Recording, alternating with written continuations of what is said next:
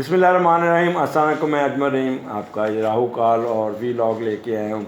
हर हफ्ते कोई ना कोई प्रोग्राम नसीहतें। आप मुझे कहेंगे कि अब बूढ़े हो गए और अब नसीहतें करते हैं, लेकिन हमारा अब इस उम्र में यही है कि हम अपने को आप लोगों को थोड़ा सा एजुकेट करते हैं, अपने एक्सपीरियंस से कि बलबूते आप लोगों को कुछ बताऊँ हमें क्या करना है, माशरे में क्या नहीं करना।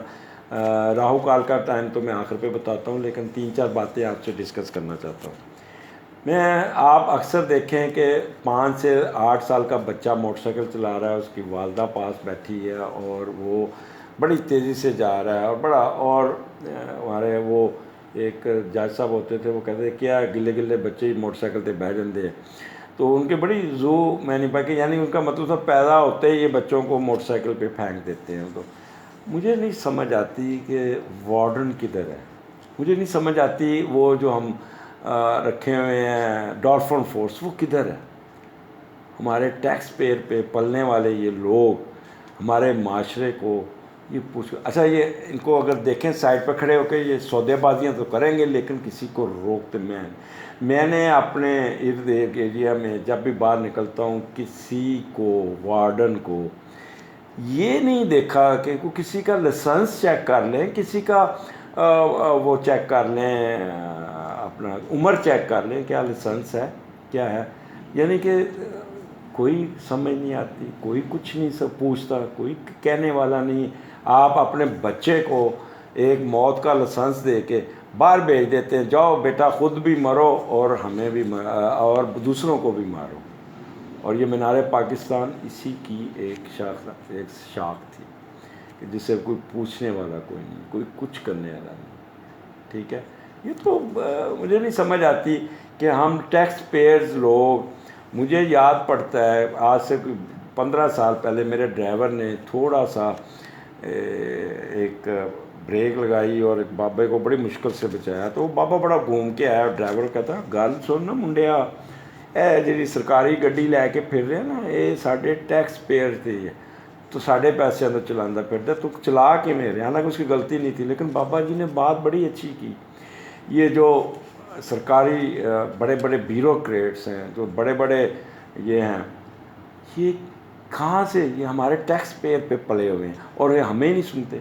पिछले दिनों में मैंने एक पर्चा कराया था, मेरी सिस्टर की ज़मीनों का था, तो मुझे 2 घंटे थाने में इंतज़ार करना पड़ा, 2 घंटे एएसपी के दफ्तर में इंतज़ार करना पड़ा, 5 घंटे मुझे एसपी के दफ्तर बाहर निकालना, और साहब बहादुर अंदर बैठे चाय पी रहे हैं, दोस्तों को नवाज भाई आपने अपने अपने इन लोगों को इन्वेस्टिगेशन के लिए टाइम दिया है, तो टाइम पे आप आ जाएं। अब तो ये 12 बजे सोए उठते हैं।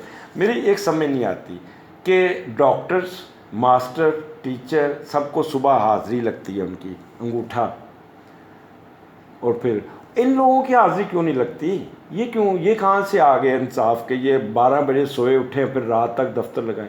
ये 11 बजे लोगों को क्यों नहीं सुनते, 10 बजे लोगों को क्यों नहीं सुनते। जब तक हम टैक्स पेयर जब तक इनसे पूछ नहीं करेंगे, ये इसी तरह ही होगा जैसे 14 अगस्त में होगा। अब मुझे कैंट में जाएं और आप अपने शहर में आ जाए, गली महल्ले में सारा कारोबार सड़क के ऊपर हो रहा है, कौन पूछता है, कोई पूछने वाला है। कैंट में जाके एक रेडी भी खड़ी कर ले, क्यों, लॉ एंड ऑर्डर वहाँ पे है। वो उन लोगों ने अपने आप को एक ज़ाब्ता अखलाक में रखा है, और हम लोग ज़ाब्ता अखलाक से बाहर निकल रहे हैं। किसने पूछना है। LDA आएंगे, गरीब आदमियों की रेडियाँ उठा के ले जाएंगे, लेकिन वो जो थर्ड टैक्स पैसा खाने वाले ना, वो अब मोटरसाइकिल या गाड़ी का बिज़नेस करने वाला किसी दुकान पे देख लें कि सारी गाड़ियाँ सड़क के ऊपर रिपेयर हो रहे हैं। आप उधर भी चले जाएँ जहाँ पे ये गाड़ियों के पुर्जे मिलते हैं, टायर तब्दील करते हैं, सारा कारोबार सड़क के ऊपर हो रहा है। कोई पूछने वाला है, कोई डिसिप्लिन किसने करना है। हम तो ठीक है, हम तो डिसिप्लिन वाले है ही नहीं बंदे, वो डंडा डोली तो हो। तीसरा मैंने कहा था कि जैसे सऊदी अरब में सर काट देते हैं, हाथ काट देते हैं, और फिर सारी उम्र वो बंदा छुपता फिरता है। तो यहाँ पे भी एक वो मैं मशवरा दूंगा कि जो ये जो पकड़े गए हैं बच्चे, जो 14 अगस्त वाले, वो जो अपनी बहन को चूम रहा था या अपनी बहन को गले लगा रहा था, उन बच्चों के यहाँ पे टैटू नहीं बनाते, यहाँ पे पी लिख दें, और जिसने ज़्यादा किया है ना, वो जो कपड़े फाड़ रहा था उसके डबल पी लिख दें। इसका मतलब होता है पूंड। यानी डेमू, डेमू घर में वो डेमू का खक्का लग जाता है तो घर में घूमते फिर रहते हो, डेमू आपको काट रहा होता है और वो फिर आप क्या करते हैं, जूती उतारते हैं, उस डेमू को मार देते हैं।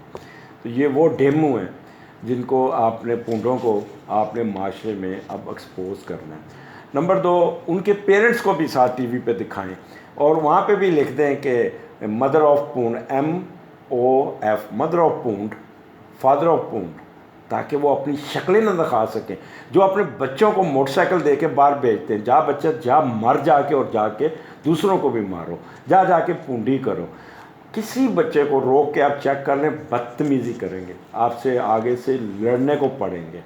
मादर पिदर आज़ाद कौम बनती जा रही, जब तक हम इसको नहीं चेक करेंगे, नहीं रोकेंगे।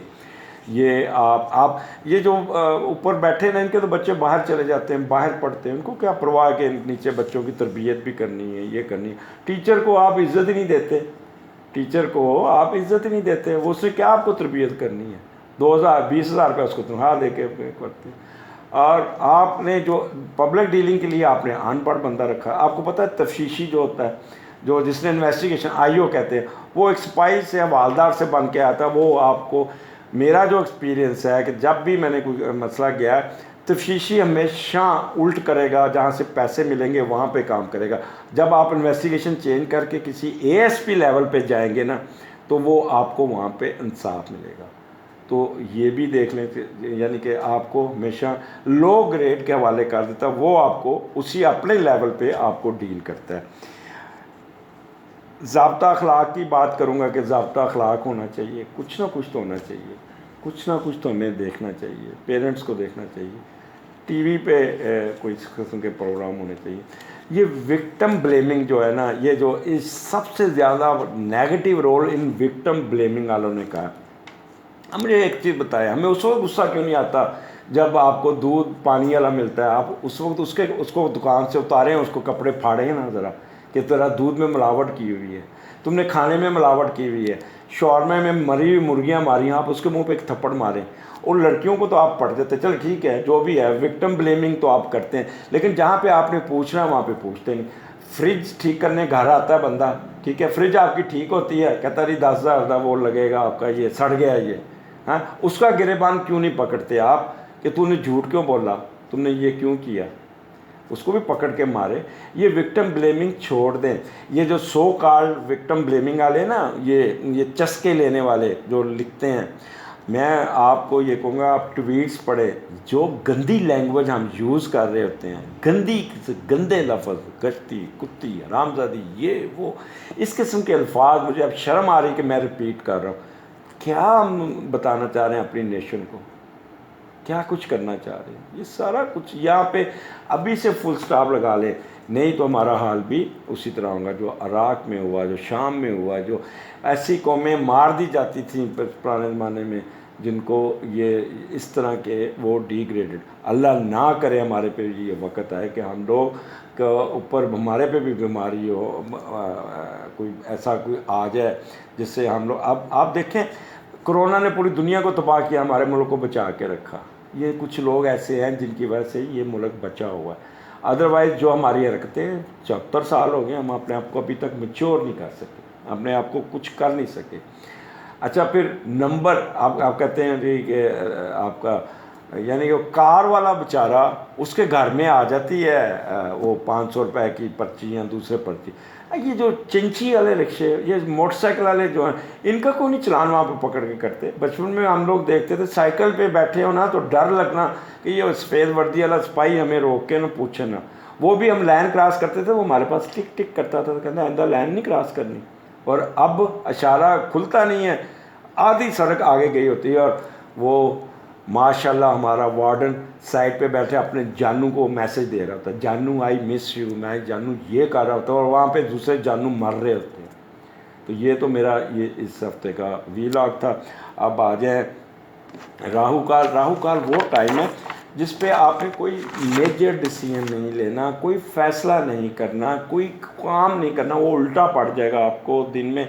ये हमने दिन का जो पीरियड है इसको 90 मिनट में यानी कि 9 से आ रहे हैं तो 9 हिस्सों में तकसीम करते हैं। तो हमने 90 मिनट 12 घंटे को सूरज निकलने से लेकर सूरज ग्रूब होने के दरमियान को हमने वो उसको डिवाइड किया, वो 90 मिनट बनते हैं। हर मुल्क का वही वो टाइम होगा जो उनका सूर्य निकलने से लेके शाम तक निकले। अब पीर को 7:30 से 9 बजे के दरमियान आपने कोई ऐसा डिसीजन नहीं लेना, कोई दस्तखत नहीं करने, कोई एग्रीमेंट नहीं करना, कोई फ़ैसला नहीं करना। कोई जो फ़ैसला करेंगे वो सही हो नहीं पाएगा। कोई ट्रैवल करेंगे, कोई रुकावट आ जाएगी, कोई कुछ आ जाएगी, इस किस्म का आपने इस टाइम को राहु काल। यहाँ पे थोड़ी सी डिस्टर्बेंस आएगी, थोड़ा कार्ड फुल हो गया था तो उसकी मेमोरी को खाली किया, तो फील ना कीजिएगा। तो पीर का मैंने टाइम बता दिया 7:30 से 9 बजे, और मंगल को 3 बजे दोपहर से 4:30 बजे के दरमियान आपने फ़ैसला लेने से ज़रा ग्रेज करना, केयरफुल रहना है। बुध को 12 बजे से 1:30 बजे, जुमेरात को 1:30 बजे से 3 बजे, जुमे को 10:30 से 12 बजे, हफ्ते को 9 बजे से 10:30 बजे सुबह, इतवार को 4:30 से 6 बजे के दरमियान। ये जो मैंने टाइम बताए हैं ये राहु काल टाइम है। इसमें मेजर डिसीजन, मेजर काम, कोई फ़ैसला यहाँ करने में आप you should be very careful, और कोशिश करें कि ये 90 मिनट आप गुजार लें, उसके बाद डिसीजन करें, और आप ख़ुद भी फ़ैसला किया करें, देखा करें कि आप अपना ये जो मैंने टाइमिंग बताई है ये आप कागज़ पे लिख लिया करें, पर देखें क्या ऐसा हुआ, क्या हुआ, ठीक है ना।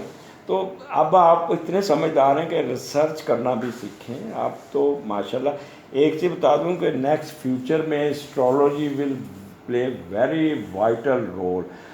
मेरा जो ट्विन ब्रदर था वो अमेरिका गया, वहाँ पे रह गया, तो उसने वहाँ पे एक चीज़ बता दी कि वहाँ पे बाकायदा एस्ट्रोलॉजी पढ़ाई जाती है, बाकायदा हर तरीके से इसको एक साइंटिफिक नॉलेज है। वहाँ पे वो मेडिकल एस्ट्रोलॉजी पढ़ के आया था। वो शक्ल देख के, हाथ देख के या जायचा देख के कहता था कि ये जाओ, ये टेस्ट कराओ, आपका ये ख़राब है। तो वहाँ पे प्रॉपर, बल्कि ये भी सुनने में आया कि वहाँ पे जो मेजर डिसीजन होते हैं वहाँ पे एस्ट्रोलॉजर से ज़रूर कंसल्ट करते हैं। और पाकिस्तान में भी बड़े बड़े लोग, बड़े बड़े सियासतदान शो नहीं करते, नाम नहीं बताते, लेकिन वो इसको कंसल्ट ज़रूर करते हैं।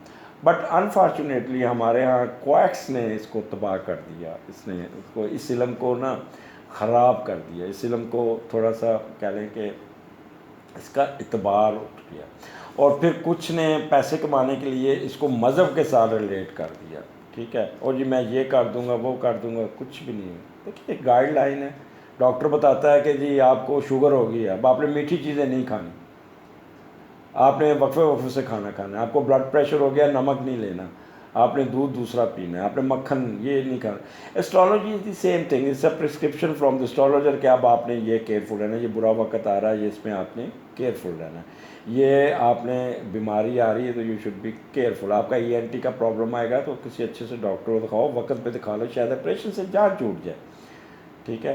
तो लिहाजा एस्ट्रोलॉजी नेक्स्ट आपका जो फ्यूचर है is a part of life होगा। जैसे इंडिया में बच्चा पैदा होता है तो उसका वो जायचा बनवा लेते हैं, जैसे कहते हैं जन्म कुंडली।